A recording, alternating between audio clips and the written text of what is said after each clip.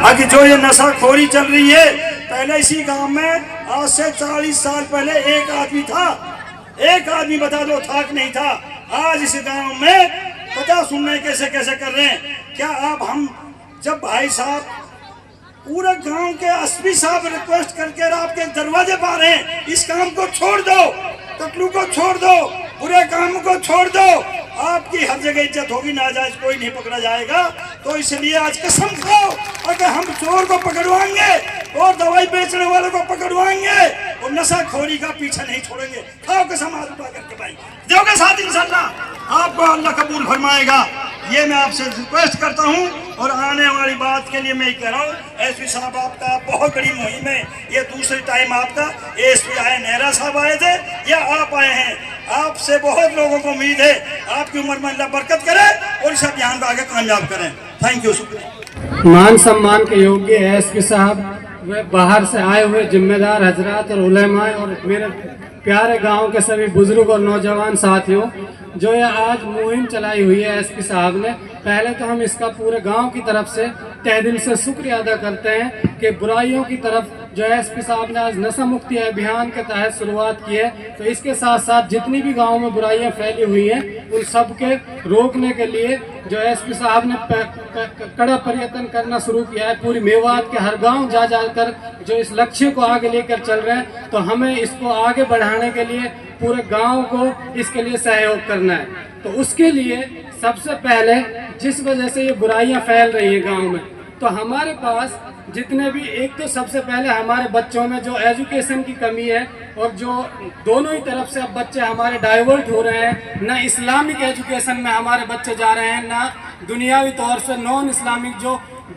अपनी सोसाइटी को सुधारने के लिए, रोजगारी के लिए, उससे भी हम पीछे पिछड़ते जा रहे हैं। तो सबसे पहला मकसद तो हमारा यही होगा कि बच्चों को बुराइयों की तरफ से रोक के हम एजुकेशन की तरफ लेके जाएं। दूसरा मसला क्या है कि यहाँ रोजगार के कोई उद्देश्य, वो रोजगार का यहाँ कोई सोर्स नहीं है। जितने भी हमारे यहाँ बच्चे हैं, चाहे गरीब, वो इसीलिए हैं और ये गलत कामों में भी इसी वजह से जा रहे हैं कि उनके पास इनकम का कोई सोर्स नहीं है। तो उसका भी एक बहुत बड़ा रोल है। लेकिन जब हम इसमें प्रयत्न करेंगे, तो आगे बढ़ के इस मुहिम को आगे लेके चलेंगे, तो इंशाल्लाह कहीं ना कहीं ये चीज़ें भी हमारे पास आएंगी, बच्चे अच्छी एजुकेशन लेंगे और सही डायरेक्शन में जाएंगे, तो ये हमें रोज़गार भी मिलेगा और इस बुराई से हमें छुटकारा मिलेगा। दूसरा जो इसका सबसे बड़ा कारण है कि हमारे पास जितने भी अब गांव के जिम्मेदार हैं, उनके अंदर मैक्सिमम सेल्फिशनेस आ चुकी है। वो खुद गर्जी में बहुत ज़्यादा इन्वॉल्वमेंट है। अब वो अपने बच्चों की तरफ सोचने लग गए हैं, जबकि जिम्मेदारों का काम ये होता है कि सोसाइटी में जो भी बुराइयां हो रही हैं, जिसके भी बच्चे चल रहे हैं, पहले अपने बच्चों से ज़्यादा दूसरों का ख्याल रखा जाए। आज जो हमारे बुजुर्गों का मान महक कमज़ोर पड़ रहा है, लोग विश्वास में, युवा हमारे उनसे मान नहीं रहे, बुराइयां आम होती जा रही हैं, उनका कोई फ़र्क नहीं पड़ रहा। तो जिसकी वजह से आज एसपी को ये कदम लेना पड़ रहा है, एसपी साहब को। तो इसको पहले पंचायतों से ख़त्म कर लिया जाता था, लेकिन आज वो चीज़ नहीं हो पा रही है। इसका मेन कारण यही है कि हमारे बुजुर्ग भी, जो आज इसके लिए हमने सबसे मेन काम किया है, एसपी के साहब के मिशन को बढ़ाने के लिए हमने एक कमेटी तैयार की है और उस कमेटी में 21 गांव के जिम्मेदार साथी हमने लिए हैं।